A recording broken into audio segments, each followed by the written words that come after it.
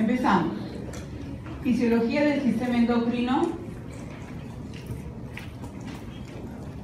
Esa es la agenda que vamos a desarrollar, una parte muy breve de generalidades, y les voy a hablar la definición de lo que son las hormonas, una breve historia de sus precursores, características que tiene una hormona, que se los voy a tomar en su examen, efectos de la hormona, cómo se clasifican, derivadas de aminoácidos, las peptídicas que también están en este grupo, que son la mayoría de las hormonas, las formas de comunicación que existen entre ellas, endocrina, paracrina, autocrina, y los mecanismos de autorregulación.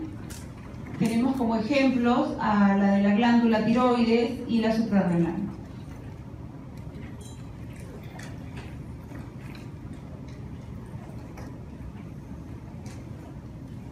El organismo cuenta con dos sistemas que le permiten regular las funciones de todos los órganos. Son el sistema nervioso y el sistema endocrino. Están íntimamente relacionados. Si en este momento hay un sismo, inmediatamente la corteza toma contacto con este evento y emite una señal para que sus glándulas suprarrenales liberen adrenalina y noradrenalina, que son las catecolaminas, y también cortisol. Cuando una persona cambia de ambiente o cambia de clima, por ejemplo, una persona que está de vacaciones o un fin de semana largo, se va a provincia o viaja en avión y cambia de clima, esa persona puede alterar también su ciclo menstrual y ovular antes o después. Y también puede alterar su ciclo del sueño. El sistema nervioso, por lo general, controla actividades de cambios rápidos, ya que va a utilizar sus sentidos para tomar contacto con lo que sucede en el ambiente.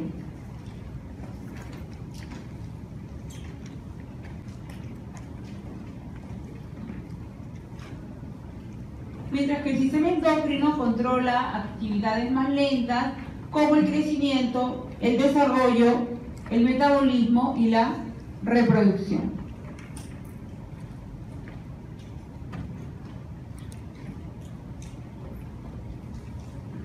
Por lo tanto, estos dos sistemas mantienen relaciones funcionales estrechas, de modo que la actividad del sistema endocrino, que todos ustedes saben, es la secreción de las hormonas, está regulada por el sistema nervioso. Y a su vez, el funcionamiento del sistema nervioso está regulado por la cantidad de hormonas circulantes.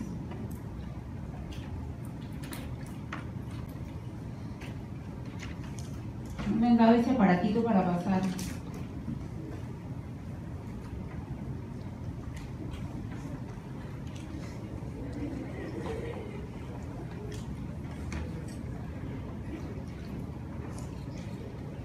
El sistema endocrino entonces actúa como una red de comunicación celular que responde a los estímulos liberando hormonas.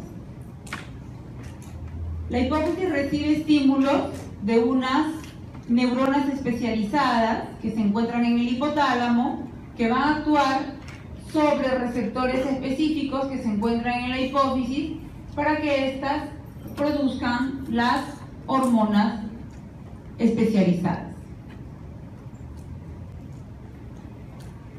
Debido a la interacción entre el sistema nervioso y el endocrino, también se le conoce como sistema neuroendocrino. Este sistema es el encargado de diversas funciones. Controla la intensidad de las funciones químicas, el transporte de sustancias, la homeostasis o equilibrio del organismo, la aparición de los caracteres sexuales y otros aspectos relacionados con el metabolismo, crecimiento y desarrollo. Las principales glándulas del sistema endocrino son las que ustedes observan. Les he puesto a la cabeza el hipotálamo, a pesar de que su estructura per se no es la de una glándula propiamente dicha.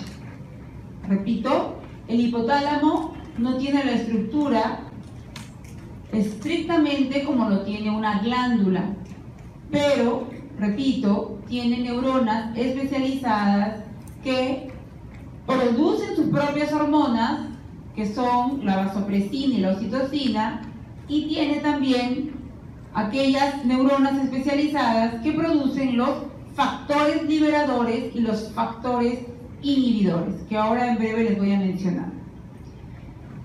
Les he subrayado algunas glándulas que no son comunes. Siempre hablamos de las suprarrenales, los testículos, los ovarios, hablamos de la hipófisis, la paratiroides, la tiroides, pero están olvidadas, por ejemplo, la pineal, el timo, que tienen un rol muy importante durante la infancia, pero que luego involucionan. De estas les voy a hablar brevemente. El sistema endocrino realiza su función reguladora a través de las hormonas, que todas, y unas más que otras, circulan en muy bajas cantidades. Estas hormonas son producidas por las glándulas endocrinas. Recuerden que las exócrinas tienen un conducto, están las glándulas sudoríparas, están el páncreas exócrino. En este caso son las endocrinas, las que vierten directamente su secreción a la sangre. Pero también hay algunas estructuras o grupos celulares que se comportan como glándulas. De eso también vamos a hablar ahora. Existen células que tienen determinadas características que también pueden producir hormonas. Ejemplo, el pulmón, el riñón, pueden producir hormonas sin ser estrictamente glándulas.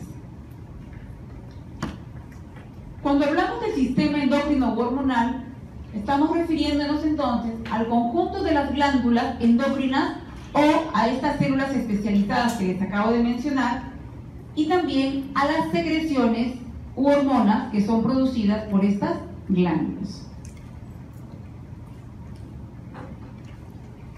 Las enfermedades endocrinas pueden ser producidas por un exceso en la producción de una hormona o por su carencia. Un ejemplo típico, cuando hay un exceso de producción de hormonas tiroideas T3, T4, se origina el hipertiroidismo. Y cuando hay una disminución de estas hormonas tiroideas, el hipotiroidismo. Esta es la clasificación más sencilla, la que les voy a tomar en el examen: glándulas endocrinas mayores y glándulas endocrinas menores. Las mayores, empezando de arriba abajo, tenemos al hipotálamo, la hipófisis y la pineal. Y las menores, tiroides, paratiroides, el timo, que como les dije es muy importante en el niño, que luego involuciona y queda un remanente. Las adrenales, también conocidas como suprarrenales, que tienen dos capas, corteza y médula, y a su vez la corteza tiene tres zonas, o también llamadas capas: glomerular, fascicular y reticular. El páncreas, que para efectos de la clase es el páncreas endocrino, pero también tiene su porción exócrina, que es la que produce las enzimas, y cuando comemos, dependiendo si lo que contiene nuestro alimento es grasa, se van a liberar estas enzimas. Las otras glándulas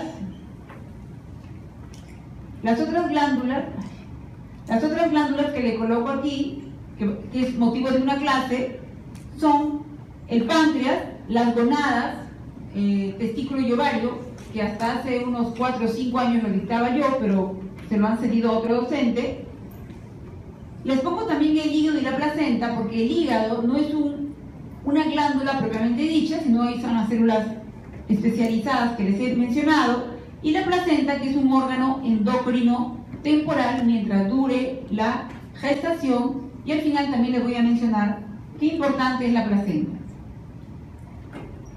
Simplemente para ubicarlas, la glándula pineal está en el diencéfalo, la glándula pituitaria de pituita, fue un nombre original o inicial.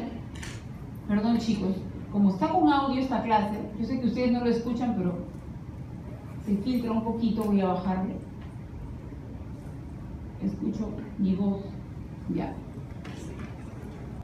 Les estaba diciendo, aquí está la glándula tiroides en forma de mariposa, los dos lóbulos unidos por el istmo. Aquí está el timo, que como les dije es muy importante en la infancia. Ahorita mismo les hablo del timo, importantísimo en la función inmunológica. Luego tenemos a las suprarrenales, también llamadas adrenales, que se encuentran por encima de los riñones, por eso se llaman suprarrenales, supra por encima del riñón. El páncreas, que ya les dije, tiene la porción endocrina y exócrina, para efectos de endocrinología, es la porción endocrina, constituido por los islotes de Langerhans, que producen o que contienen las células beta, delta y alfa. Tenemos las gonadas, dadas por el ovario y el testículo. Hablemos brevemente de la más olvidada. Las dos más olvidadas son la pineal y el timo. La glándula pineal, también llamada epífisis o tercer ojo, está situada en el diencéfalo, mide unos 5 milímetros, se activa, o sea, la pineal se activa y produce melatonina en la oscuridad. Recordemos que la pineal es muy importante en los niños que duermen, Dios mío, pero a medida que vamos creciendo y nos hacemos adultos, le pedimos una placa, una radiografía de cráneo al paciente, y cuando ustedes la van a observar, queridos alumnos, van a ver que brilla, como si fuese un punto blanco que brilla. Es porque la pineal se calcifica. Cuando roten en los hospitales van a poder ver las placas y van a ver a la glándula pineal calcificada. ¿Y por qué es importante la glándula pineal? Porque interviene en el inicio del sueño. A mayor melatonina, recuerden que la pineal produce melatonina, los niños van a dormir largas horas, ustedes también, pero a medida que envejezcan, después de los 65 años, y más cuando pasan los años, las personas se pueden acostar a la medianoche y se levantan a las 5 de la mañana y no hay quien los haga dormir. La pineal está calcificada. ¿Y en qué momento se activa la pineal? Durante la oscuridad. Por eso, lo mejor para inducir el sueño es la oscuridad, porque su glándula pineal va a producir melatonina. Por eso también es conocida como la hormona de la oscuridad. ¿Y qué resulta? ¿Cuál es el mecanismo? El núcleo supraquiasmático, al no recibir señales de células receptoras de luz, envía señales a la glándula pineal. O sea, la oscuridad va a activar este núcleo supraquiasmático, el mismo que envía señales a la pineal, y esta secreta melatonina. La melatonina activa los núcleos preópticos ventrolaterales. Estos núcleos preópticos ventrolaterales, a su vez activados por la melatonina, van a inhibir la actividad de los centros arousal, que son los que nos permiten estar en vigilia.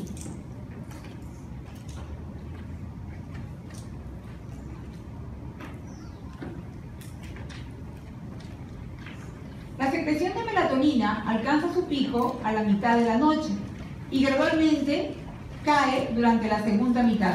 Por eso es que, respetando el ciclo circadiano, ustedes a eso de las 10, 11, 12 de la noche, por más que quieran seguir estudiando, tienen que tomar su café porque ya empiezan a bostezar.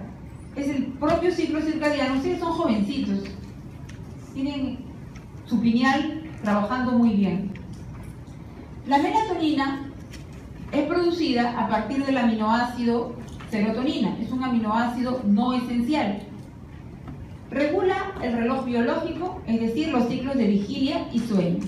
También la melatonina participa en la muerte celular programada de las células cancerosas del timo. Miren qué importante es su presencia.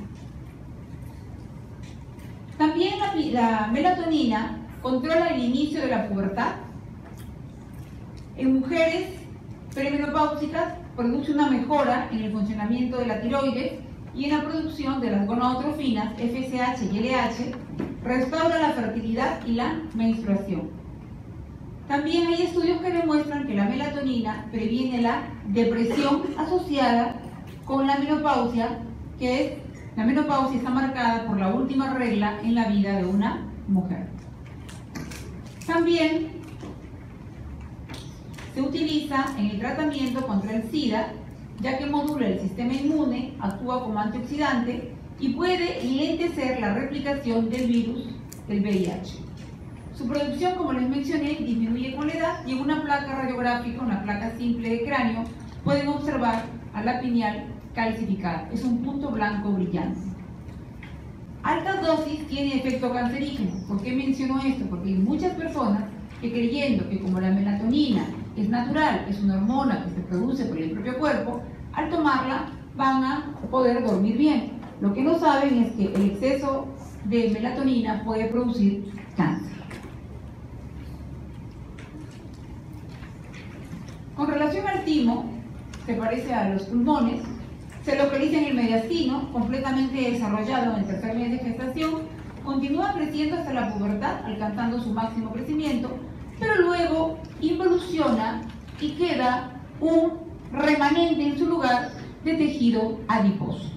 ¿Y por qué es importante el timo? ¿Por qué creen que me doy el tiempo de explicarles y de tomarles en el examen? Porque el timo es una glándula olvidada y tuvo una gran importancia en los jóvenes, adolescentes. Ustedes todavía tienen 20 años, algunos todavía pueden tener timo. Es un órgano primario porque en él ocurre la diferenciación de los linfocitos indiferenciados que salieron de la médula ósea, convirtiéndolos en linfocitos T maduros. Se conocen 3 polipéptidos, el más importante y el que les voy a tomar es el timosin A1, y también puede influir el... Disculpen chicos, pero esta cosa no me la han dado. También puede influir, al igual que la melatonina, en el desarrollo de las glándulas sexuales y en el crecimiento del individuo. Estas son consideradas, entre comillas, glándulas, porque realmente es que les dije, son un grupo de células especializadas que pueden secretar también hormonas, pero su función principal no es esa. Ustedes saben perfectamente el hígado es detoxificante, está el citocromo P450, una serie de enzimas, interviene también en la producción de determinados compuestos para los factores de coagulación, 2, 7, 9 y 10, en fin, el hígado tiene una serie de funciones, producción de aminoácidos, etcétera, etcétera. Pero dentro de su funcionamiento también se le considera que tiene estas glándulas especializadas. Lo mismo que los pulmones. Cuando les hable del sistema renina, angiotensina, aldosterona, les voy a hablar de la función endocrina del pulmón.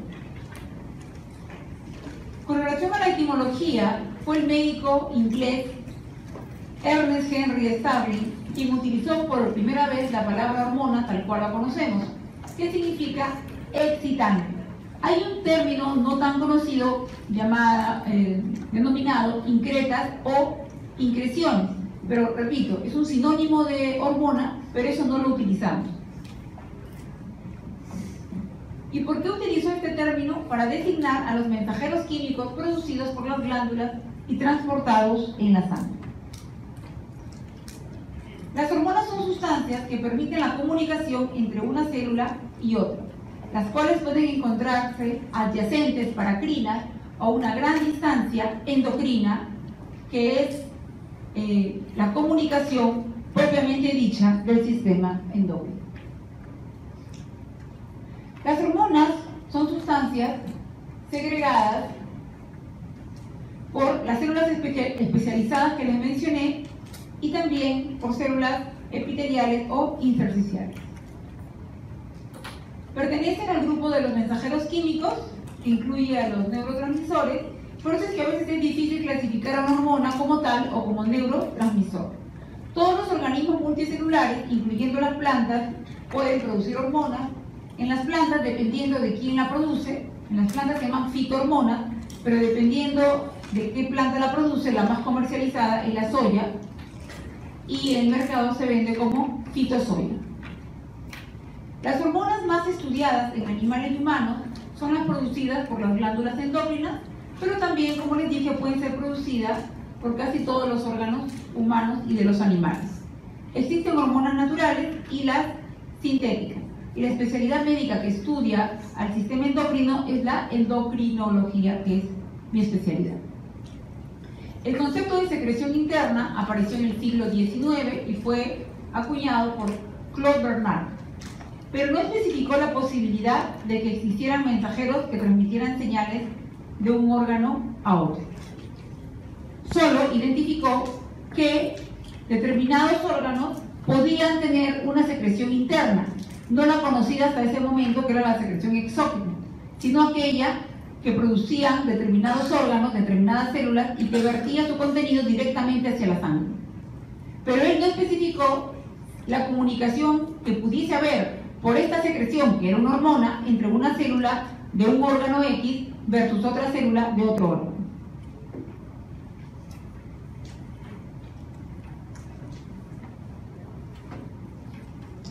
Como historia, la primera hormona que se descubrió fue la adrenalina.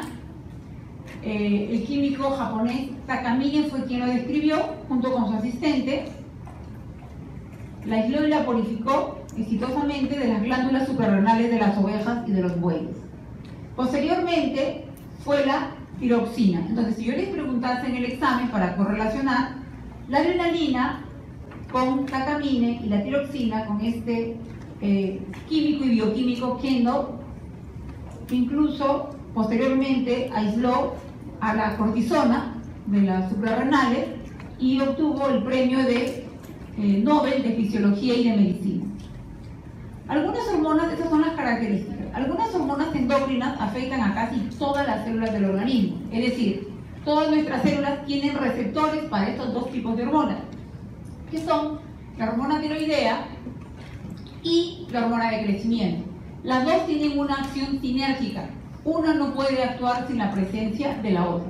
Por eso los niños con hipotiroidismo no crecen, porque al no tener una adecuada cantidad de hormonas tiroideas, la hormona de crecimiento no puede actuar en este niño. Además, se necesita obligatoriamente la presencia de hormonas tiroideas también para la secreción de hormona de crecimiento, y también interviene la somatomerina C. En conclusión, nuestro cuerpo tiene receptores para ambas hormonas y actúan sinérgicamente. ¿Cuáles son las características de las hormonas? Actúan sobre el metabolismo, se liberan al espacio extracelular y viajan a través de la sangre. Esto le da o le confiere el nombre de endocrino. Afectan tejidos que se encuentran lejos, su efecto es directamente proporcional a la concentración y requieren una adecuada función del receptor, que ahora les voy a hablar de los receptores, de los tipos de hormonas, tienen determinadas características y se caracterizan por regular el funcionamiento del cuerpo. Gracias a las hormonas, lucimos como lucimos, hemos crecido, permanentemente tenemos sudoración, permanentemente todos los meses las mujeres tenemos menstruación, los hombres tienen la formación de sus espermatozoides, es decir, nosotros lucimos como lucimos gracias a la presencia de nuestras hormonas. Y el organismo es sabio. Al final de este capítulo que les voy a enseñar, se van a dar cuenta cómo, a pesar de que las mujeres no reglan después de los 48-50, aún tienen determinadas funciones por unas glándulas mágicas llamadas suprarrenales, y las gorditas tienen mejor suerte en ese aspecto que las flaquitas. Lo que sí, las gorditas, por ser gorditas, liberan más estrona y tienen más riesgo de cáncer de útero. Efectos de las hormonas. Tenemos el efecto estimulante, inhibitorio, antagonista, el efecto sinergista y el efecto trópico. Empecemos por el primero. El efecto estimulante promueve la actividad de un tejido. Repito, promueve la actividad de un tejido. El ejemplo típico es la prolactina, porque promueve la actividad del tejido mamario para que éste pueda producir leche. Y aquí aprovecho para que no se confundan. La oxitocina no produce leche. La oxitocina actúa sobre las células mioepiteliales de la mama para que ésta libere, secrete, eyecte, eyacule, como el nombre que le quieran, para que salga la leche. Muchas veces se confunden mis alumnos con la prolactina y la oxitocina. La oxitocina va a permitir la salida, la eyección de la leche. No interviene en la producción de la leche. ¿Sí? La producción de la leche es la prolactina. Efecto inhibitorio. Disminuye la actividad de un tejido. El ejemplo típico de efecto inhibitorio lo da la somatostatina. La somatostatina, repito, la somatostatina, que se encuentra en el sistema nervioso y también central, y también se encuentra en el páncreas. Tenemos somatostatina a esos dos niveles. y gracias a la somatostatina, que interviene en el metabolismo, en la secreción de los jugos gástricos, tenemos pues una adecuada digestión. Y cuando tenemos una fístula que no cierra, somos operados de cualquier patología abdominal, por ejemplo, nos han resecado un pedazo de intestino delgado y se ha creado una fístula y no cierra, llevamos semanas y no cierra, se puede inyectar octreotida, que es la somatostatina, el análogo sintético de la somatostatina, y a los pocos días se cierra, es secante, es antagónico. La somatostatina es la única hormona que se ha peleado con todos, me da tanta pena, pero bueno. Acuérdense para el examen, la somatostatina es antagónico, no es amigo de nadie. Efecto antagonista, cuando un par de hormonas tienen efectos totalmente opuestos. El ejemplo típico es la insulina y el glucagón. Mientras que la insulina se encarga de producir insulina y secretar la insulina por el páncreas, el glucagón la insulina se encarga de producir insulina por el páncreas, pero a su vez la insulina se encarga de evitar la salida de glucosa que se encuentra guardada en el hígado en forma de glucógeno. El glucagón hace exactamente lo contrario. El glucagón actúa sobre el hígado para que éste libere la glucosa que se encontraba en forma de polímero glucagón. Entonces, la acción antagónica característica es insulina y glucagón. Mientras la insulina evita la hiperglicemia, el glucagón favorece la hiperglicemia. Efecto sinergista. Cuando dos hormonas en conjunto tienen un efecto potente que cuando se encuentran separadas. Esto se los acabo de mencionar para decirles que tenemos receptores en todas nuestras células para estas dos hormonas, la hormona de crecimiento y la hormona tiroidea. Y el efecto trófico, cuando una hormona altera el metabolismo de otro tejido. Ejemplo típico, las gonadotrofinas que sirven de mensajeros químicos.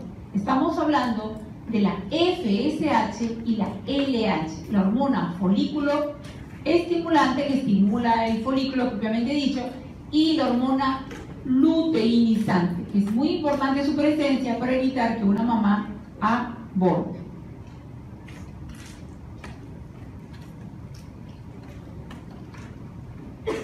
Formas de comunicación. Tenemos, acá les he puesto las principales formas de comunicación, ¿sí? Con imágenes y todo para que se desgrade.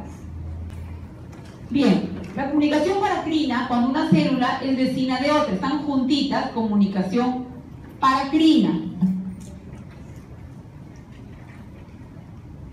La comunicación endocrina es la propiamente dicha, donde la hormona secretada tiene que viajar largas distancias para llegar a su célula diana. Repito, esta comunicación es la que da el nombre a la especialidad. La comunicación endocrina vierte su contenido directamente hacia la sangre, que es distinta a la exocrina, que tiene un conducto secretor. La comunicación autocrina es cuando la propia célula tiene receptores para sí misma.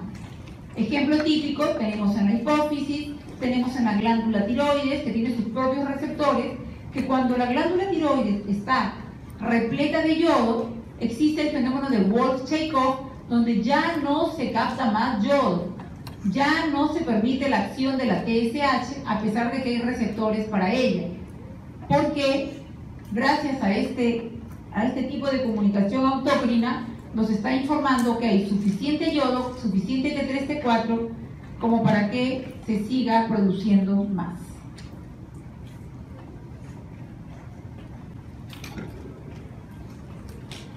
Clasificación de las hormonas.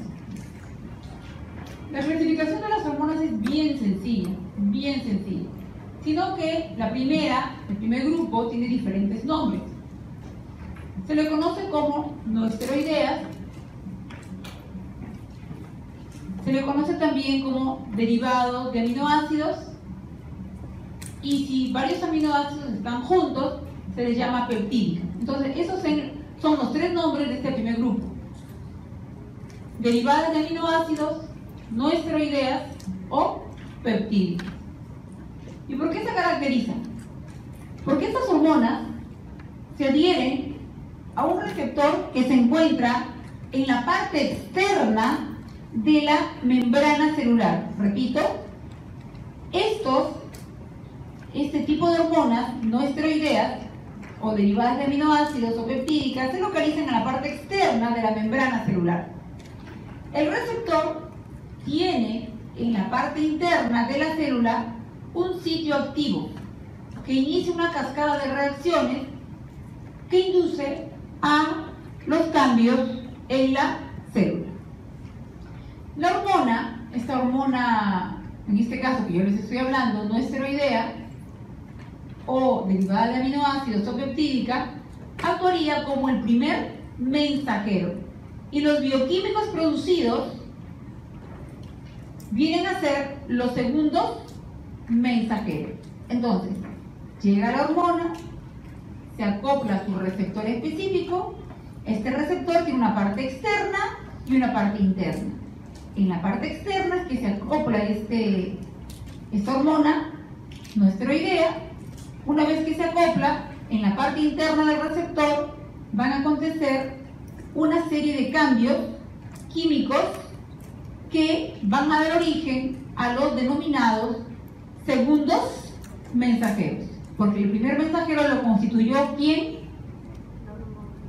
¿Quién, chicos? La hormona. ¿Cuáles son estas hormonas no esteroideas, derivadas de aminoácidos, y si la encuentran con varios aminoácidos puntos peptídicas? Pero la composición son aminoácidos. Entonces, si ustedes me dicen, profesor, a ver, menciónalo solamente con un solo nombre, bueno, no se compliquen la existencia, chicos. Será derivada de aminoácidos. Listo. Por ahí están tus otros sinónimos. ¿Cuáles son, para que tengan conocimiento?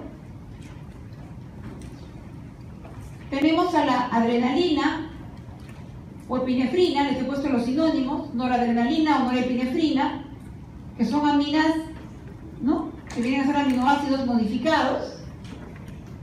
Si ustedes quieren denominarlos con un solo nombre, son las catecolaminas.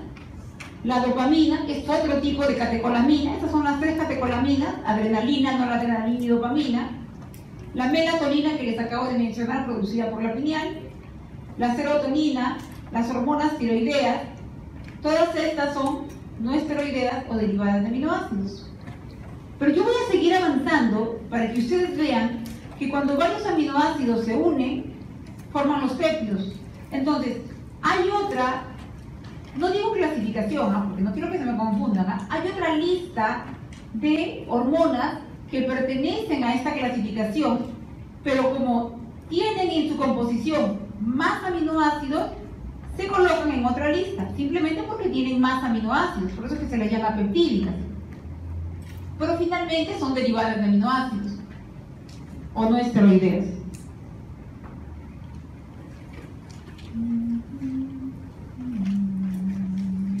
Miren, voy a aprovechar esta imagen ya, porque considero que me va a ser más fácil que entiendan.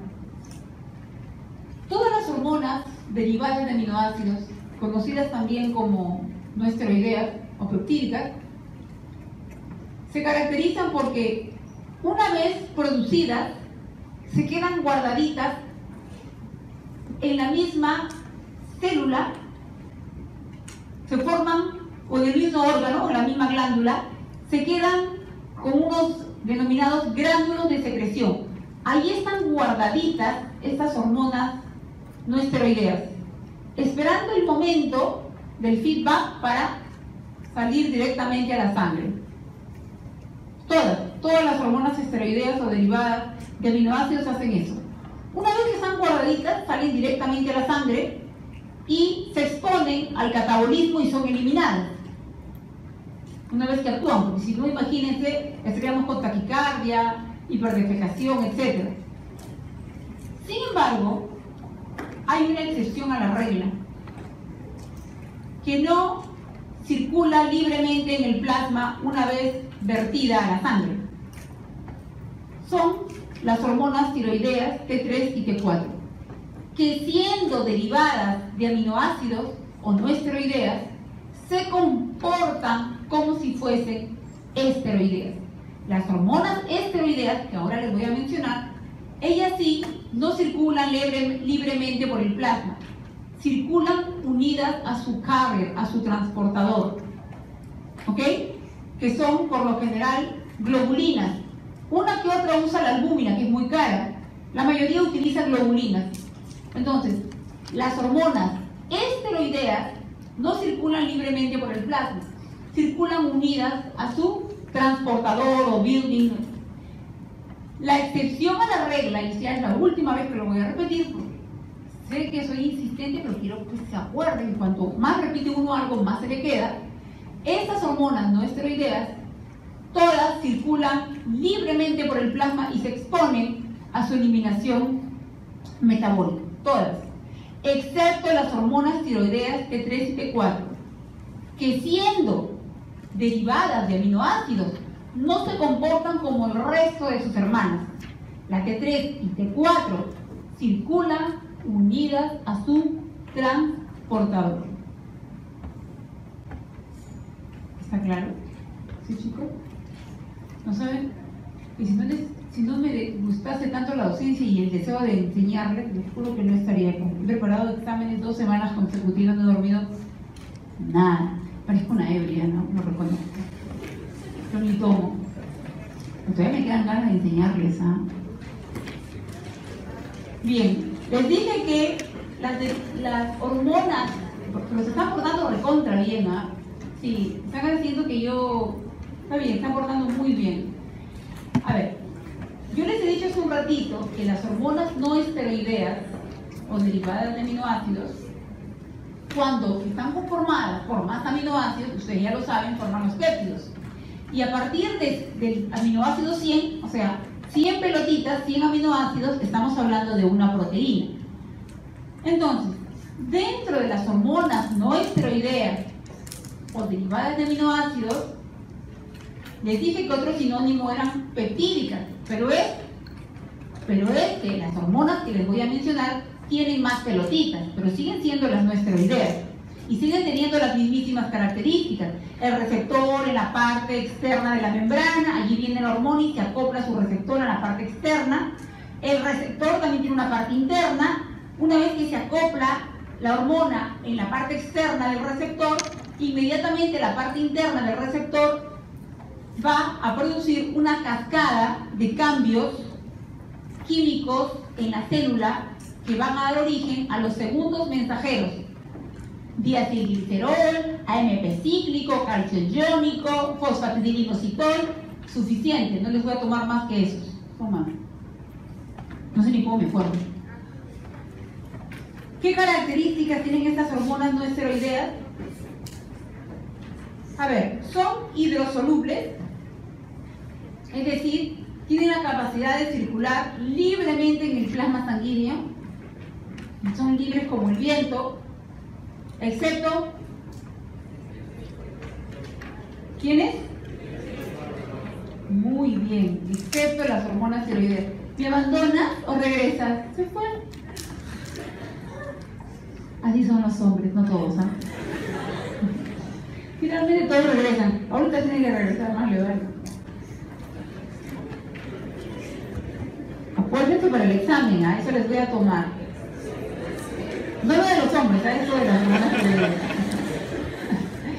Son rápidamente degradadas, tienen un tiempo de vida media muy corto, menor a 15 minutos. Cuando avancemos con las futuras clases, van a haber algunas excepciones, pero esta es la regla general, un tiempo de vida media muy corto. Acuérdense cuando cumplieron sus 15 años, para que no se olviden para el examen su quinceañero, interactúan con receptores de membrana plasmática.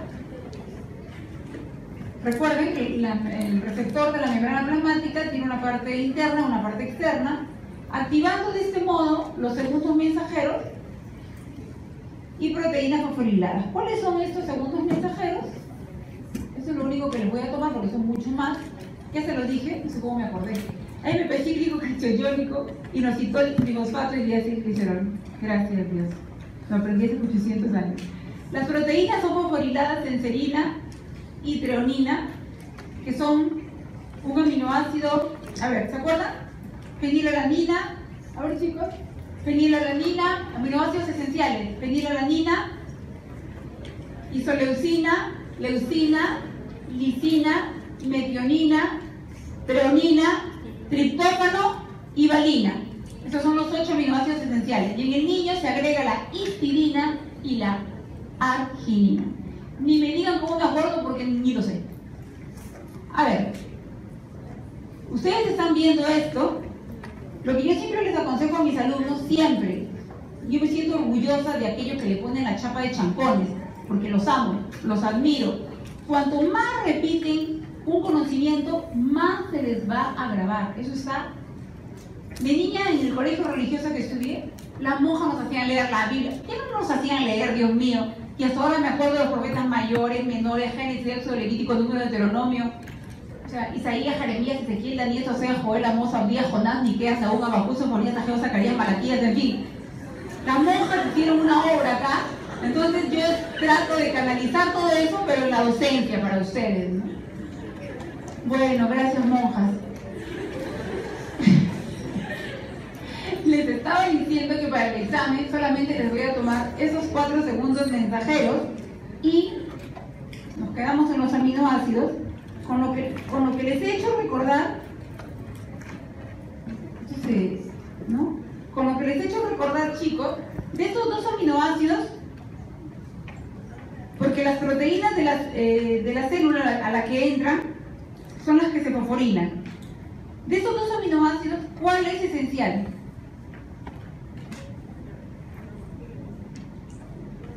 Lo acabo de decir. Fenilalanina, isoleucina, leucina, lisina, metionina, treonina, triptófano y valina. Histidina y arginina en los niños. La treonina. De estos 2, el esencial es la treonina. ¿Y por qué se llama esencial o indispensable? Porque no lo producimos. Lo adquirimos de la dieta. Bien. ¿Cuáles son en la clasificación las hormonas no esteroideas o derivadas de aminoácidos? En este caso son varios aminoácidos que van a formar los péptidos, pero finalmente tienen las mismísimas características de todo lo que les he dicho, no hay ninguna diferencia, simplemente que las otras, las de la primera listita, estaban conformadas por menos cantidad de aminoácidos. Están todas las hormonas producidas por el hipotálamo y todas las hormonas producidas por la hipófisis. Cuando yo digo hormonas, recuerden lo que les he enseñado, el hipotálamo no es una glándula propiamente dicha, solo que tiene un determinado número de neuronas especializadas que van a producir los factores liberadores e inhibidores, los cuales van a actuar sobre la glándula hipófisis, sobre la adenohipófisis e hipófisis intermedia para que éstas produzcan hormonas. Sobre la hipófisis posterior no actúan, simplemente la utilizan. A la hipófisis posterior o neurohipófisis la utilizan. ¿Por qué? Porque el hipotálamo produce 2 únicas hormonas que les he mencionado, que es el productor, el creador, que son la oxitocina y la hormona antidiurética, también conocida como vasopresina. ¿Do you remember? ¿No? No importa, no quiero saberlo. Entonces, la neurohipófisis sirve como reservorio o almacén de estas 2 únicas hormonas. Si yo les preguntara en el examen, otro más que me abandona, tenía que ser hombre, no importa, hay bastantes chicas. Y que ahora en la pena también conozco. Mis sobrinitos,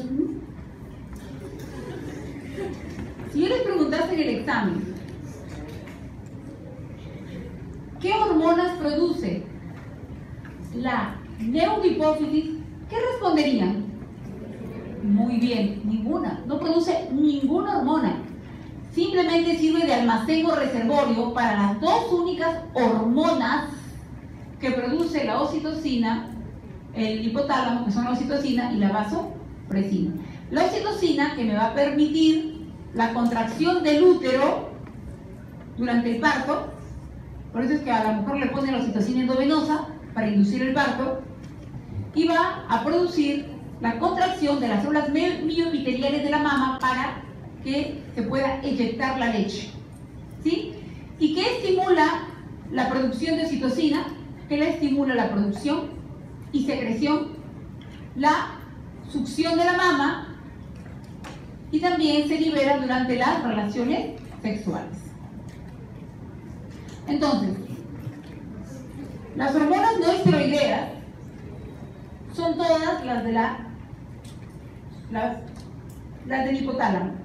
Para efectos de la clase, yo les digo la verdad. La mejor forma de llamar a estas, entre comillas, hormonas producidas en el hipotálamo es, en lugar de utilizar la H, porque en cuestión de las hormonas, en las siglas, todas son con mayúsculas. ¿Se observan? Todas las siglas del hipotálamo son con mayúsculas y terminan en H, pero podrían terminar en F. La mejor forma de llamarlas es factor. Factor. Por ejemplo, tenemos hormona liberadora de hormona de adrenocorticotropa. Es la hormona liberadora de la ACTH. Puede llamarse CRH o CRF. Hormona liberadora de la hormona somatotropa, u hormona de crecimiento, por eso es GH. Pero en inglés está. Hormona liberadora de gonadotrofina, que van a actuar sobre la hipófisis, sobre las células especializadas para producir FSH y LH. Hormona liberadora de tirotropina o tirotrofina, puede ser con P o con F, conocida como TRH, que va a actuar sobre la hipófisis porque allí hay receptores para la TRH para que produzca la TSH. Todo lo que acá termina, todo lo que es R, ¿no? Que significa release, hormona liberadora de prolactina, hormona liberadora de melanotropina. Esta de acá actúa sobre la hipófisis intermedia. Recuerden que la melanina, la que va a producir o que va a actuar sobre la piel, sobre los melanocitos y nos va a dar la pigmentación, está en la hipófisis intermedia. La hipófisis tiene tres zonas: anterior, intermedia y posterior. Hormona inhibidora de la prolactina, también conocida como dopamina. Esta es muy importante porque va a inhibir la producción exagerada de prolactina, por eso es factor inhibidor de prolactina. Y la hormona inhibidora de la hormona de crecimiento, conocida como somatostatina. Cuando les hablé de la hormona que no era amiga de nadie, pobrecita, estaba sola en el mundo, ¿de quién les hablé? De la somatostatina. La somatostatina le da la contra a todo. Por eso es que la somatostatina inhibe la producción y secreción de la hormona de crecimiento por la adenohipófisis. ¿Y quién la estimula? ¿Quién estimula? La hormona liberadora de la hormona somatotropa. Si quieren pueden decir hormona liberadora de la hormona de crecimiento.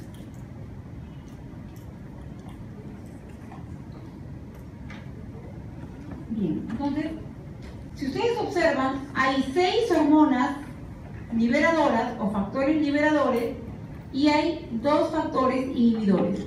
Uno para inhibir la secreción de prolactina y el otro para inhibir la producción de hormona de crecimiento.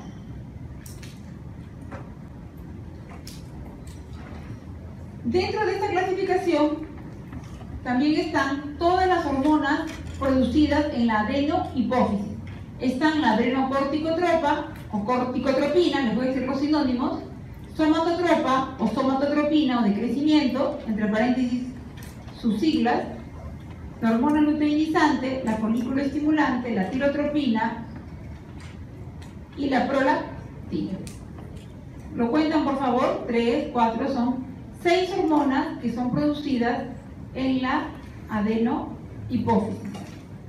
2 que están como reservorio, la neurohipófisis como reservorio, y en la hipófisis intermedia tenemos a la hormona melanoestimulante o melanotropina.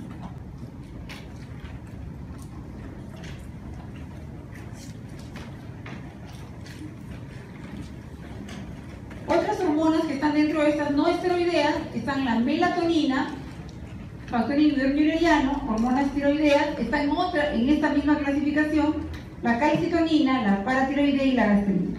La mayoría de hormonas, de nuestras hormonas, son, en esta clasificación, son no esteroideas.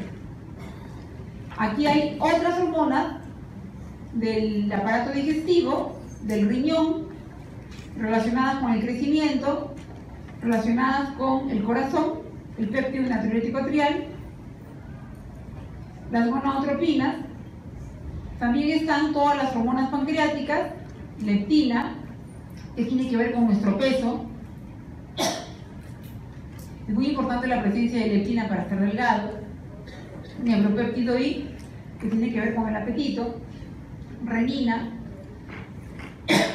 que es producida, la renina es producida por el aparato extraglomerular. Bueno, todo lo que ven ahí son no esteroideos. Bien.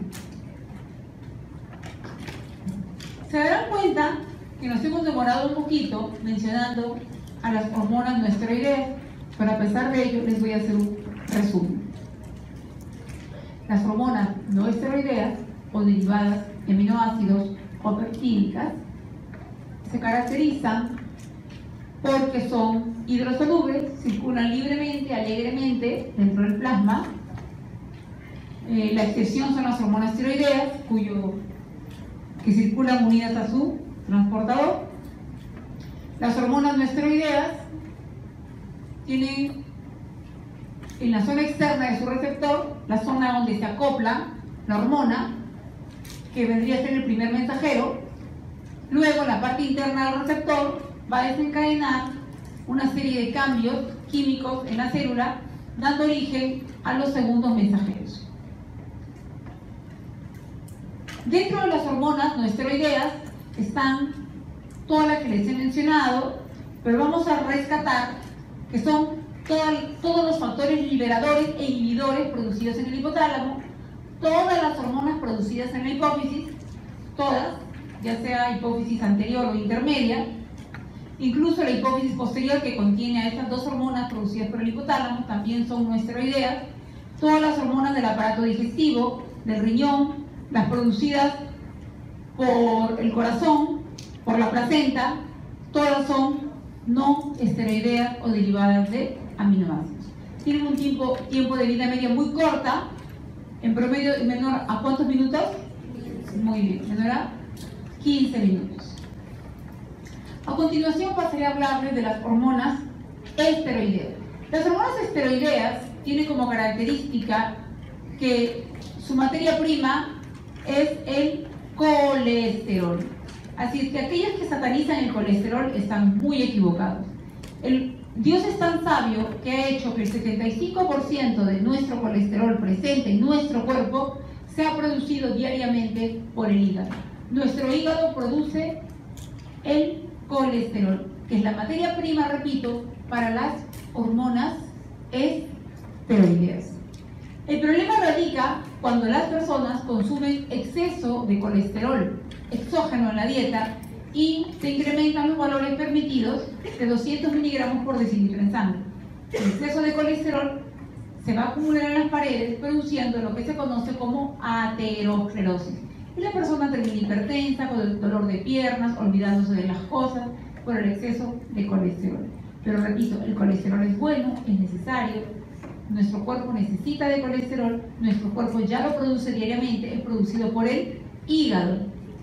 Y esas pastillas que se dan en la noche para disminuir los valores de colesterol, porque el colesterol tiene el ciclo circadiano, es para inhibir a la enzima que se encarga de metabolizar y producir, en este caso, el colesterol. 3 3-hidroxi-3-metil-glutarín coenzima reductasa. Ese era el nombre de la bendita enzima. Y no sé ni cómo me acuerdo, creo que lo aprendí en cuarto año, hace como 30 años. Y estas pastillas, llamadas estatinas, son las que bloquean a esta enzima. Por eso es que sus papás, los que sufren de colesterol, les indican tomar estas pastillas en las noches. Muy bien. ¿Y por qué también se caracterizan estas hormonas esteroideas? Porque tienen en común al anillo ciclopentano peridrofenantreno, también conocido como gonano o esterano. ¿Qué características tienen a diferencia de las peptídicas? Son, chicos, son solubles en lípidos, se difunden fácilmente hacia dentro de la célula. Yo esta clase la puedo acabar en 30 minutos y la que sigue en 18. Pero como quiero que aprendan, me profundizo, pero si quieren, simplemente digo lo principal y paso, no hay ningún inconveniente. Me paso que me voy a respirar un poco. Bueno, les decía que las hormonas esteroideas son solubles en lípidos, se difunden fácilmente hacia dentro de la célula, se une a un receptor dentro de la célula. Miren qué gran diferencia. Los otros eran solubles, eran hidrosolubles, estas son solubles pero en lípidos. Los otros tenían el receptor en la parte externa de la membrana celular, ¿correcto? Mientras que estas tienen el receptor dentro de la célula. Pregunta de examen. Y viajan hacia algún gen del ADN nuclear que estimula su transcripción. En el plasma, la mayoría, fíjense, 95%, que es bastante, viajan acopladas a sus transportadores, tal como lo hace, como excepción a la regla, la no esteroidea hormona esteroidea. Dentro de las hormonas esteroideas están los glucocorticoides, a la cabeza el cortisol, los mineralocorticoides, a la cabeza la aldosterona, los esteroides sexuales, que son andrógenos, que luego se van a convertir, según determinadas hormonas, se pueden convertir a estrógenos, y las hormonas femeninas. Pero ojo, que todo esto, cuando yo les enseño el cuadrito, es bien bonito. No sé, a mí me gusta mucho todo lo que son las hormonas. Se van a dar cuenta cómo de una hormona masculina producida en la glándula suprarrenal, de una hormona masculina, eso se llama esteroidogénesis, se va a derivar a hormona femenina. Determinada enzima actúa y se deriva a hormona femenina. Interesante, pero todo parte de una hormona masculina. Y finalmente, en esta clasificación de esteroidea, compartiendo el núcleo esterano-gonano, tenemos a la vitamina D, que también actúa como hormona.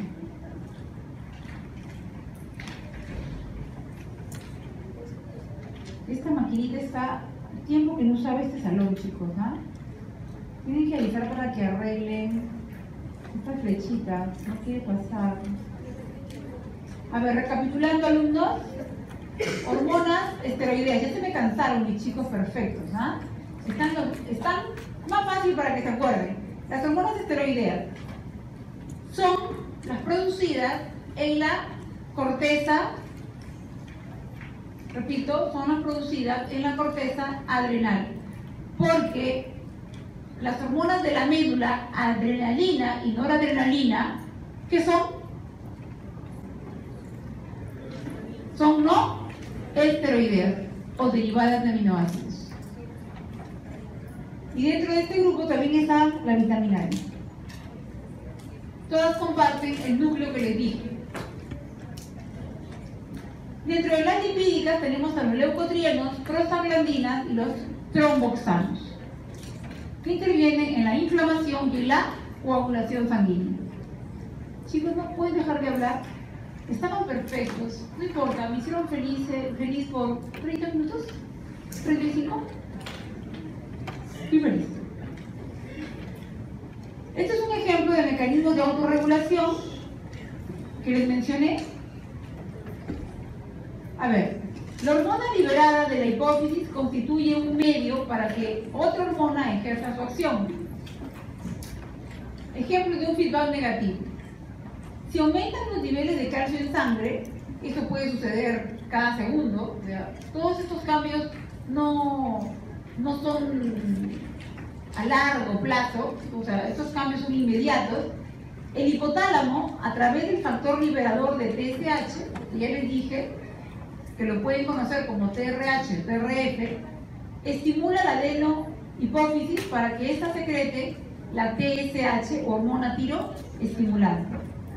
Esta TSH, producida en la adenohipófisis, viaja a través de la sangre, ¿se acuerdan? Comunicación endocrina, y llega hasta la tiroides, donde hay receptores específicos para la TSH. La tiroides secreta calcitonina por las células C o parafoliculares. ¿Y por qué les puse este ejemplo? Porque siempre estamos acostumbrados a pensar que la glándula tiroides solamente me produce T3 y T4. Falso.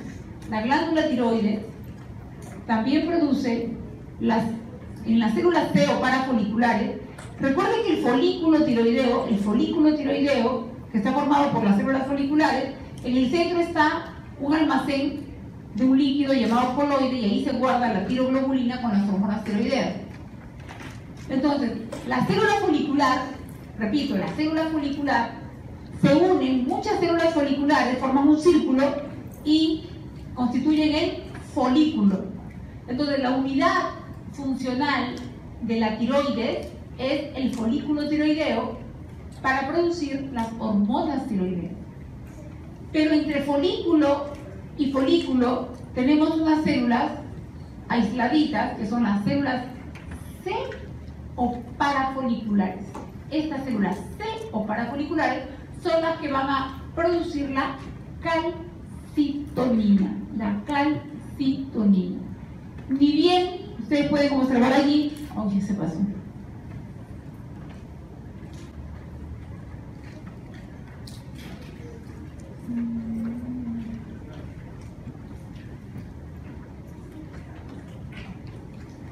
Ok. La calcitonina, ni bien en la sangre hay un aumento de los niveles de calcio, hay hipercalcemia, ni bien hay un aumento, inmediatamente, como continuamente está circulando las hormonas, se va a producir la liberación en el hipotálamo de la TRH. Esta actúa sobre la hipófisis para que produzca TSH y esta a su vez sobre la glándula tiroides, sobre los receptores específicos, y se va a liberar calcitonina por las células C o parafoliculares. Y las células C, al liberar calcitonina, van a disminuir los niveles de calcio, introduciendo ese calcio dentro del hueso y de la célula.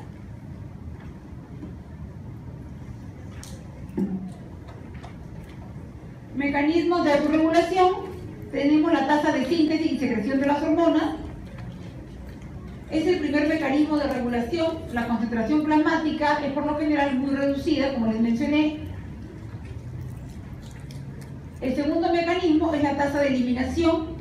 Una vez, se llama así, tasa de eliminación metabólica, es el segundo mecanismo. Una vez que la hormona se expone, inmediatamente es metabolizada.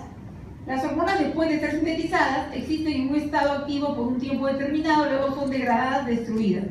Su degradación es necesaria para garantizar la acción hormonal, que ésta sea temporal. Si no, imagínense, estaríamos con taquicardia, hipertensión, etc.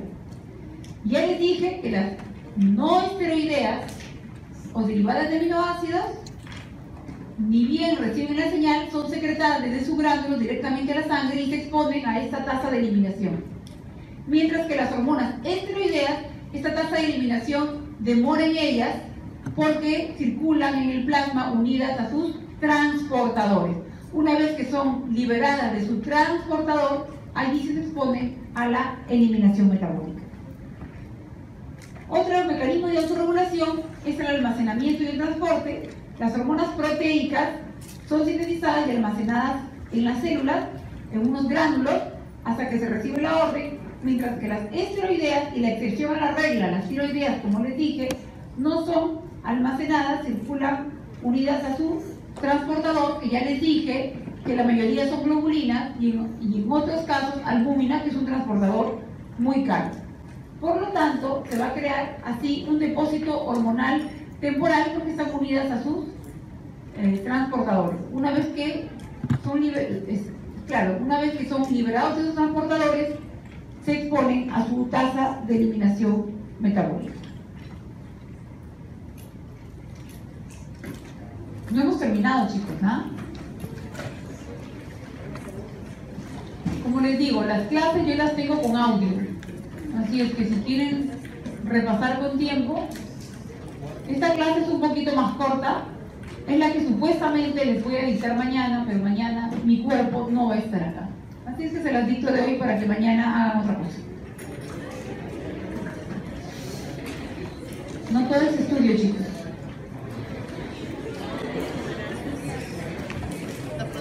Ya están en tercer año, ¿no?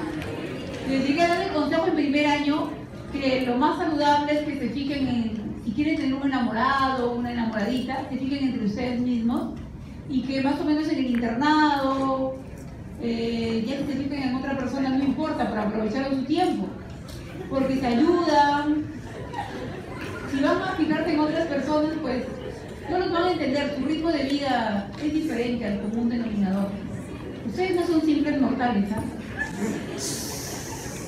No, en serio, los simples mortales tienen tiempo para todo. Los alumnos de medicina, yo les digo, es un consejo, ustedes, es un consejo, no les digo que lo hagan. Como un relato, ya les voy a contar. Cuando yo estudiaba medicina, mis tías me decían, ¿cómo vas a estudiar medicina, Gali? Tú debes ser modelo, no tú debes ser actriz, no. Yo entre mí decía, ¿what? ¿Qué desubicadas mis tías? O sea, ¿cómo un primer puesto de su colegio va a ser modelo? Además, para ser modelo, pues, no sé, tendrán vocación, ¿no? Así es que yo decidí estudiar medicina porque todo el mundo decía, no, qué difícil, ¿quién va a estudiar medicina? Yo voy a estudiar medicina. Y algo que aprendí desde jovencita, porque ya tengo 50 años, es que sí me parece, gracias, me lavo sola. Algo que yo aprendí desde siempre es no perder un segundo de la vida. Si yo quiero ser médico, yo iba en el micro 2 horas, con mi micro destartalado, leyendo, menos mal que ponían luz, llegaba a mi casa, los días sábados y domingos, me levantaba a las 7, 8 de la mañana hasta la medianoche, porque máximo me quedaba hasta la medianoche, pero todo el día mi mamá me llevaba la comida donde estuviese estudiando en mi cuarto, en la biblioteca. Yo reconozco que nunca perdí el tiempo. Yo me siento feliz con la carrera que elegí, feliz enseñando, más feliz no puedo ser. O sea, no me importa estar hablando así toda de edad, porque no he dormido no sé cuántos días preparando exámenes para mis chicos. El próximo año, si que estoy acá, les prepararé exámenes a ustedes. Pero el mejor consejo que les puedo dar es, si ustedes están cansados, qué bueno que están cansados, espero que estén cansados por estudiar.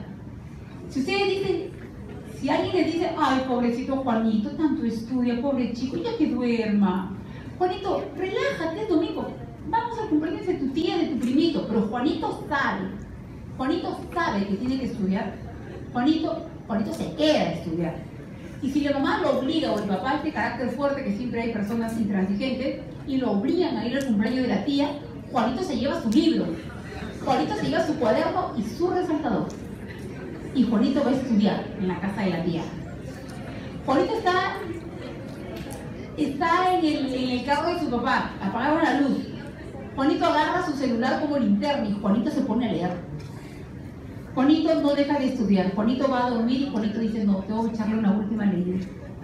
Luego tienen todo julio, todo diciembre, todo enero y todo febrero para dormir. Duerman como muertos si quieren. Full melatonina. Glándula pineal hipertrofiada. Pero ahora, no, chicos. Ahora estudien, porque lo que se aprende ahora a la edad de ustedes, créanme que no se olvida. Muchas de las cosas que yo les digo acá, muchísimas, las aprendí a la edad de ustedes. ¿Y ustedes creen que alguien me lo ha borrado con una mota? No, porque lo repetí 1, 2, 3, 100, 1000 veces.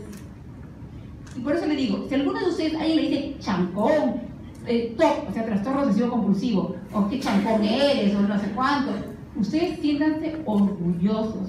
O ese compañero es un envidioso, o es un flojo, o su cerebro no le da para más. Pero ustedes estudien. No siempre el más inteligente llega a la meta, sino el que es el perseverante, el que está allí, que le da y que le da. Y ese tipo de alumnos que a mí me han tocado, yo los amo con la vida. Si algo necesitan de su profesora, a ver, ¿dónde están? Ahorita hay varios chicos que les enseñé hace 11, 12 años que ahorita son especialistas. Les ha ido muy bien. Eran los típicos chancones, los que los veían como, esto no tiene vida. Les ha ido muy bien. Y son jóvenes. Tienen 30 años, 29 años, son jovencísimos. Ok. Esta segunda parte es para hablarles del eje hipotálamo, hipófisis. El hipotálamo y la hipófisis están conectadas por el denominado sistema porta-hipofisario. Es un doble sistema de capilarización, así se le llama. Entonces yo les voy a poner unas imágenes, luego les voy a hablar un poquito de lo que produce alguna característica de algunas hormonas, al final le hablo de la placenta, y luego, si quieren, les canto. Si no, lo dejamos para la siguiente clase. Si quieren también, ¿no? Yo amo la música. No puedo vivir sin la música. Yo manejo con la música. Ahora estoy escuchando mis boleros. Pero en la voz de este cantante que me gusta mucho, Luis Miguel.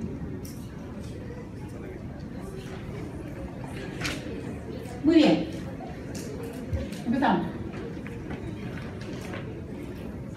Sistema porta. Este sistema tiene una misión que es el transporte de los factores liberadores e inhibidores producidos por el hipotálamo. Va del hipotálamo a la hipófisis y estos factores liberadores van a actuar gracias a los receptores específicos que se encuentran en las células de la hipófisis. El sistema es organizado en un plexo capilar primario y un plexo capilar secundario, como lo pueden ver acá. Este es el plexo capilar primario, en el que las neuronas del hipotálamo, estas neuronas especializadas, liberan estas hormonas o factores liberadores e inhibidores. Estos factores o hormonas descienden hasta la hipófisis anterior a través de las venas porta, aquí están, las estoy señalando, y se dispersan en la hipófisis a través del plexo capilar secundario. Este es el resumen del sistema porta. Acá lo desmenuzo un poquito. Bien, el sistema porta es un sistema de doble capilarización. Las neuronas del tuber cinereum, que se encuentran en el hipotálamo, producen los llamados factores liberadores e inhibidores. Estos factores se desplazan por los axones amielínicos de las neuronas del tuber cinereum, siendo liberados en el sistema porta, a nivel de la pars tuberalis, produciéndose la primera capilarización. Luego viajan hacia la adenihipófisis o hipófisis anterior, donde se produce la segunda capilarización que permite a dichos factores u hormonas liberados del hipotálamo alcanzar las células glandulares, estimulando o inhibiendo su secreción según los receptores específicos para cada hormona o factor liberador producido en el hipotálamo.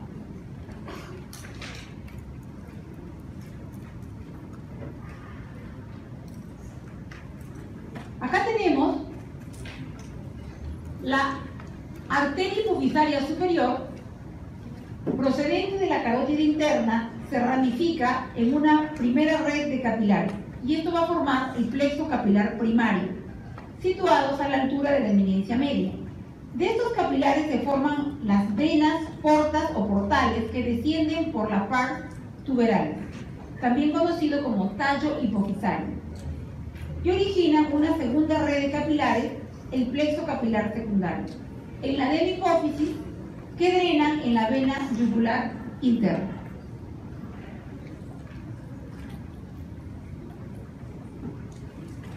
Este es el hipotálamo, no sé si lo logran ver. Quiero que vean el hipotálamo. Ahí está, el hipotálamo.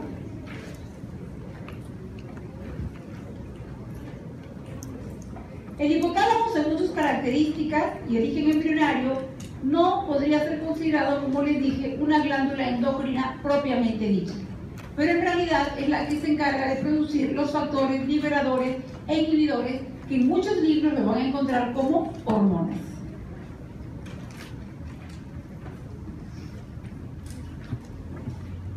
De aquí lo rescatable es que ventralmente el hipotálamo está delimitado por una delgada pared en forma de embudo llamada tuber cinereum, que se prolonga hacia abajo en el tallo hipofisario y el proceso infundibular de la neurohipófisis.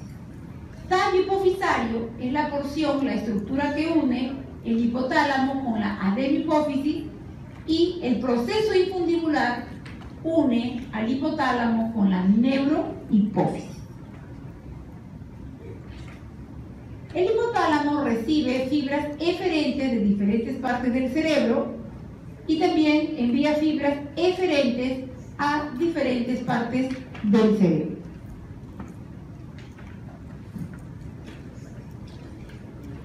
Recordemos simplemente que las neuronas en el sistema nervioso central van, o los somas de las neuronas, los cuerpos, van a formar los núcleos, y a nivel del sistema nervioso periférico van a formar los ganglios.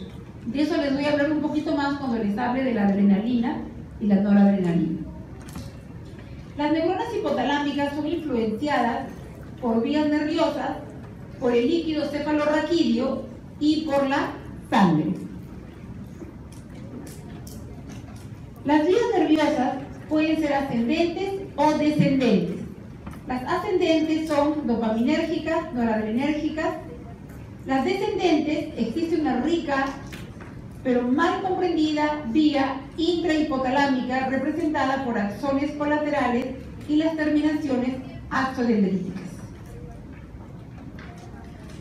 Las vías provenientes del líquido cefalorraquídeo, las neuronas hipotalámicas se conectan con los órganos que están alrededor, ¿no? Los circunventriculares alrededor del tercer ventrículo. Recuerden que son cuatro ventrículos, ustedes ya han estudiado eso, ¿verdad? Los ventrículos laterales, el tercer ventrículo y el cuarto ventrículo. El líquido cefalorraquídeo de estos ventrículos drena ¿a qué estructura? ¿Cómo se llama? Empieza con A. Termina en O. ¿Se acuerdan? Acueducto. Y una vez, ustedes han estudiado eso, hay que recordarlo. Y todo ese líquido se va hacia la médula espinal. ¿Cómo se llama la estructura por la cual transita el líquido cefalorraquídeo en la médula espinal? Yo como me acuerdo, eso lo estudié creo que en segundo año. Muy bien. ¿Alguien dijo la última palabra? A ver. Conducto central del epéndigo. Ustedes saben, chicos, sino que como lo estudian para el examen y ya no lo repasan, se olvidan.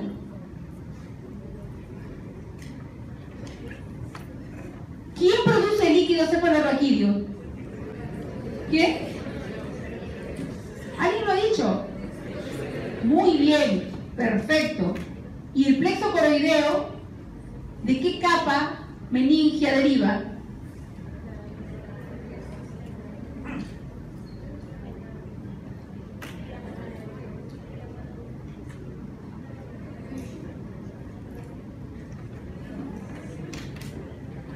¿Nadie sabe? A ver, ¿cuáles son las capas de la meninge? La más externa, dura madre. Luego, ¿cuál sigue? Empieza con A. Aracnoides y vía madre.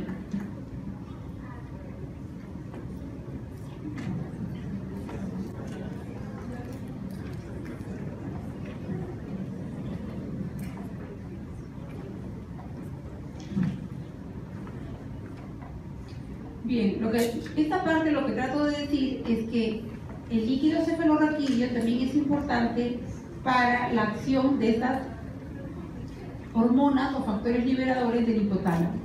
A través de la sangre podemos encontrar el oxígeno, podemos encontrar también sodio, agua y algunas otras sustancias capaces de estimular respuestas en las neuronas especializadas del hipotálamo. Estos son, queridos alumnos, lo que ya hemos visto, las hormonas del hipotálamo, que son los factores liberadores. Ahí están todo lo que ya hemos revisado. En imágenes también, qué hormonas producen. Estos son los inhibidores. ¿Se acuerdan que les he enseñado? Hormona inhibidora, la hormona de crecimiento, somatostatina, que es enemiga de todos, y el factor inhibidor de la prolactina, también llamado dopamina en el sistema nervioso central. Desde el punto de vista fisiológico, el hipotálamo tiene parte del control de la secreción de las hormonas de la hipófisis y produce dos hormonas que se van a acumular o almacenar en la neurohipófisis. A su vez, la hipófisis y el hipotálamo son controlados por las hormonas de los órganos blancos. Por ejemplo, la ACTH producida por la hipófisis actúa sobre la corteza suprarrenal, se va a producir, en este caso, el cortisol por la capa fascicular, y este cortisol va a actuar por un feedback largo sobre la hipófisis y el hipotálamo para que dejen de producir CRF o CRH y ACTH. Eso se llama feedback largo y feedback corto. Las hormonas hipotalámicas llegan hacia la hipófisis a través del sistema porta que les acabo de mencionar, que tiene doble capilarización. Y este término hipófisis proviene del griego debajo. Anteriormente pensaban que la glándula pituitaria o hipófisis producía el moco. Moco significa, o sea, pituita significa moco, pero luego se dieron cuenta que el moco no provenía de esta glándula, pero se quedó con ese nombre. Pituita es moco. Estos son los diámetros de la hipófisis. Lo que quiero que recuerden es que la mujer tiene un volumen mayor, más aún si está gestando. Se divide en tres partes: la adenohipófisis, la neurohipófisis y la hipófisis intermedia. La neurohipófisis, que almacena la oxitocina y la vasopresina; la intermedia, que produce la hormona estimulante de los melanocitos; y la adenohipófisis, que produce la gran cantidad de hormonas que les he mencionado. Tienen diferentes orígenes embrionarios. El anterior se deriva de unas células endodérmicas rodeadas de tejido de ectodermo o bolsa de Rathke. El posterior es ectodérmico y la hipófisis intermedia hace de límite entre el anterior y posterior. Y también proviene de la bolsa de Rathke. Estas son todas las hormonas de la hipófisis que ya hemos mencionado. A la derecha están sus funciones. Esto se va a quedar con ustedes y está con audio. La regulación, ya les mencioné, un feedback corto y un feedback largo. El feedback largo, que ya se los mencioné, el feedback corto está dado, por ejemplo, entre el propio hipotálamo y la hipófisis, y el hipófisis y el hipotálamo. Esto se llama feedback de asa corta. La intermedia produce la hormona estimulante de los melanocitos que da color a nuestra piel, pero resulta que esta MSH proviene del POM, de la propia melanocortina, que una de las clases le voy a hablar. A más cantidad de POM, mayor cantidad de melanina y de algunas encefalinas y endorfinas. La neurohipófisis está producida por la hormona, se almacena la hormona antidiurética, que su estímulo es la baja de presión o la baja de sodio. Va a estimular a esta hormona, y esta hormona va a hacer que se retenga líquido y va a aumentar la presión arterial. Acá se mencionan algunas fibras que producen la hormona antidiurética. El supraóptico,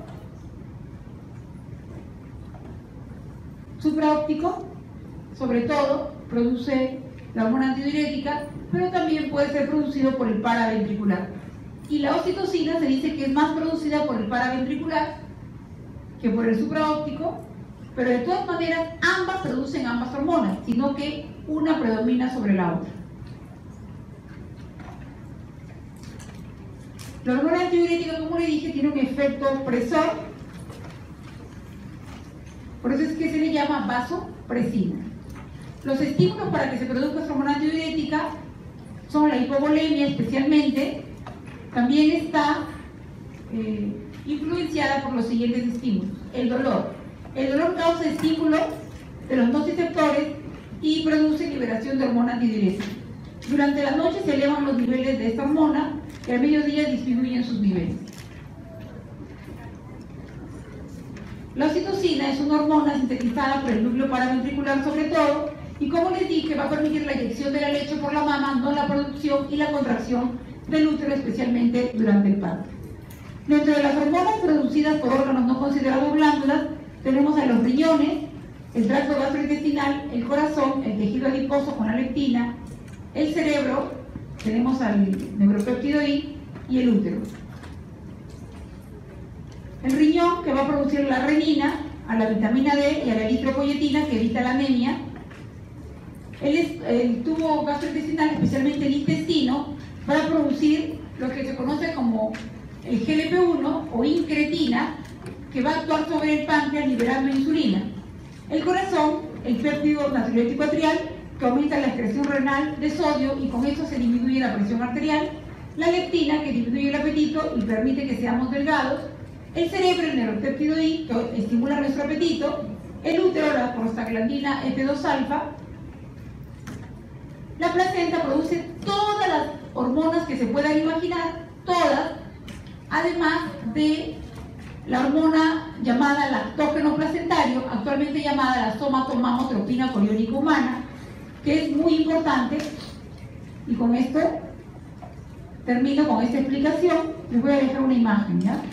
Esta parte prefiero explicársela.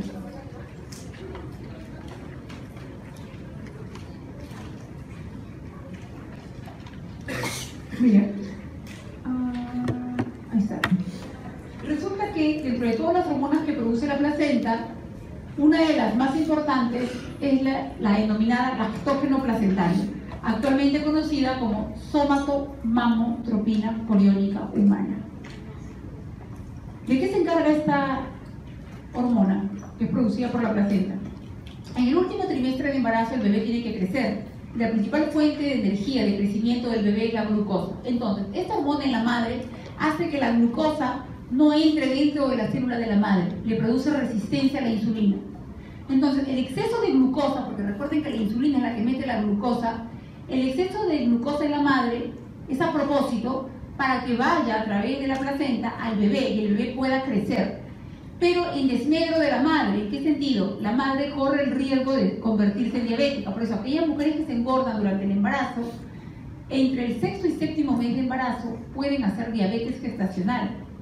Y uno de los mecanismos es la producción por la placenta de la somatomamotropina coriónica humana. Eso es todo por hoy. Gracias por su atención.